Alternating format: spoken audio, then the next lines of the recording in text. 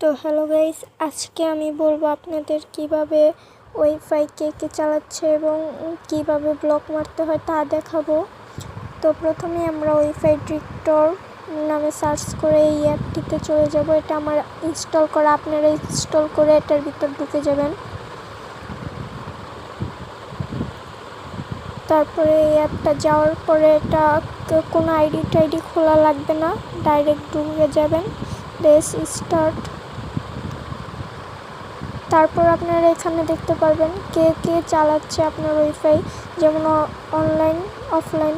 তারপর এগুলো দেখতে পারবেন, এখানে দেখবেন কে চালাচ্ছে।